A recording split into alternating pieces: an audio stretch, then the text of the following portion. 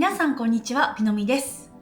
いきなりですけど、30代を超えたあたりから、やっぱり仕事もより責任になることを任されたり、女性だったら結婚したり、出産したり、やっぱライフステージっていうのは大きく変わってくると思うんですよ。で、そういったやっぱライフスタイル変わってくると、どうしてもこのホルモンバランスとか、ストレスが溜まったりとかっていうのがやっぱあるじゃないですか。そんなストレスっていうのが、顕著に体調とか顔に現れてきてしまうっていうのが、まさに30代からなんですよね。本当に何も対策を打たなければ、20代の時のように無茶してでも1日寝て次の日元気になりますっていうわけにはいかなくって、だからこそ少しの積み重ねっていうのをしていって、そうすると必ず結果っていうのは出てくると思うんですよ。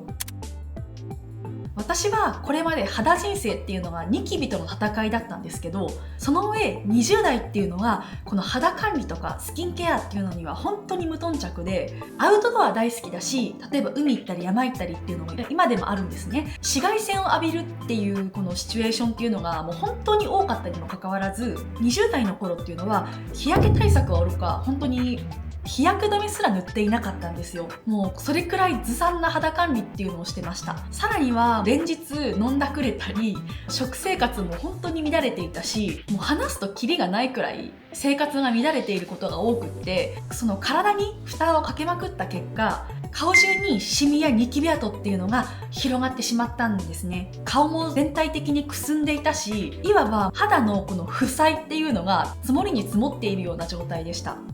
皆さん、体の糖化とか酸化って聞いたことありますか？まさにこの20代の頃の私っていうのが、体の糖化と酸化がかなり進んでいるような生活をしていたんですね。この糖化と酸化を防ぐっていうことが、若々しい見た目や美肌であったり、そういう健康全体に関わると言っても過言ではないんです。まず、糖化っていうのがどういう状態かというと、一番の原因は有り余った糖分が原因と言われています。日々食べている美味しいものって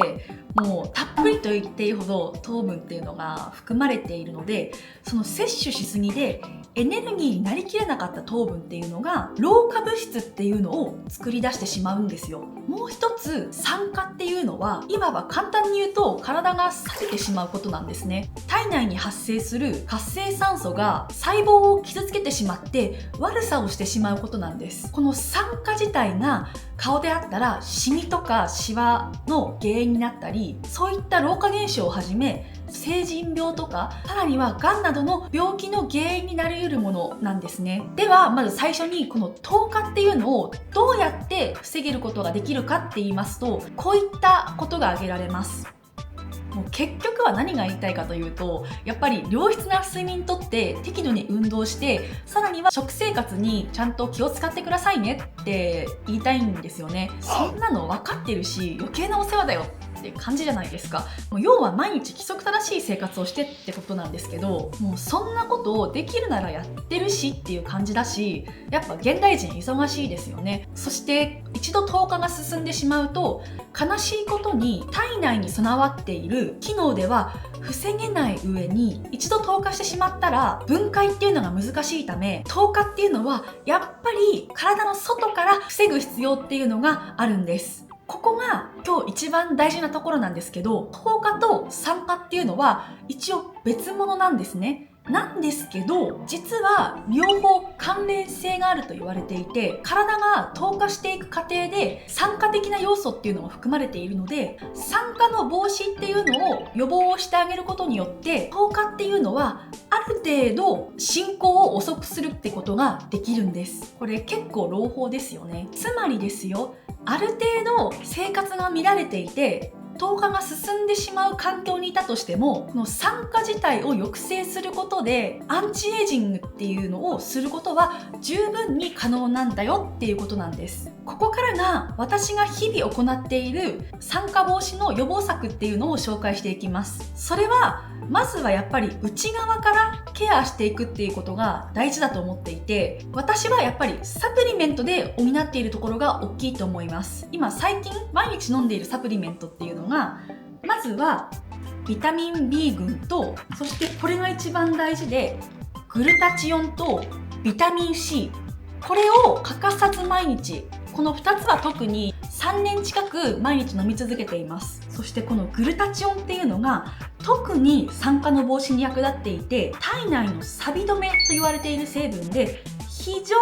にこの抗酸化作用に効果的なんで、シミができづらく、さらにくすみ知らずの肌を手に入れることが私自身これできたんですよ。規則正しい生活でしか防げなかったと言われている糖化自体も、ビタミン C っていうのは抗糖化作用があると言われているので、まさにこのグルタチオンとビタミン C をですね、一緒に併用して毎日飲み続けてるっていうことが糖化と酸化の防止になると言われている、とってもバランスのいいサプリメントだと思っています。これ毎日欠かさず飲み続けてきたからこそ、肌の改善とかそういったものもあると思うし、これなしでは生きていけないってぐらい本当に重宝しているサプリメントになります。美肌にもなれるし、何より体の健康にも良いっていうのはもう一石二鳥以上のものだし、すごいと思いませんか？ただし、例えばこのグルタチオ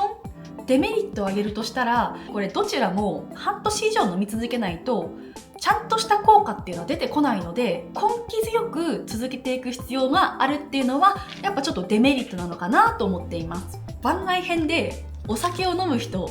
におすすめのサプリメントなんですけど、グルタチオンの中にも含まれている成分で、肝臓ケアを特に重視したい人っていうのには、このミルクシスルエキス大アザミの成分が入ったこのサプリメント結構おすすめです。このミルクシスルっていう種に含まれているシルマリンっていうものが、二日酔いの回復とか肝炎とか肝臓の病気にですね、治療に使用されているものなので、特に肝臓をケアですね、重視したいっていう方にはこれおすすめのサプリメントになります。もちろん日々の食事で偏りなくバランスの取れた栄養を取るっていうのがやっぱ前提というか大事ではあるんですけど、現代人ってすごく忙しい生活を送っているし、日々の食事のケアでやっぱ全部を補うっていうのは難しいと思うので、もうそういう時はもう迷わずこういったサプリでケアしてあげるっていうのが大事なんじゃないかなって、個人的には思っています。ただし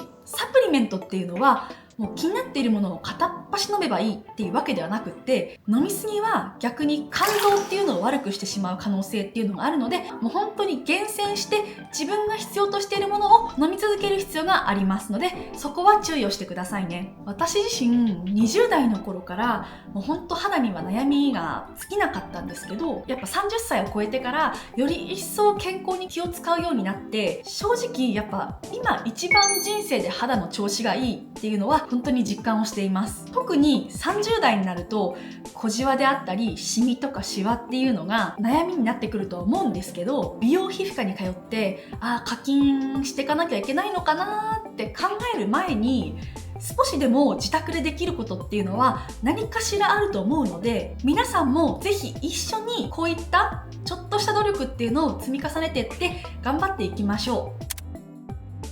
これからもこのチャンネルでは美容のことについてたくさん配信していこうと思いますので、もし本日の動画少しでも参考になったよって方はチャンネル登録と高評価よろしくお願いします。それではまた皆さんお会いしましょう。またねー。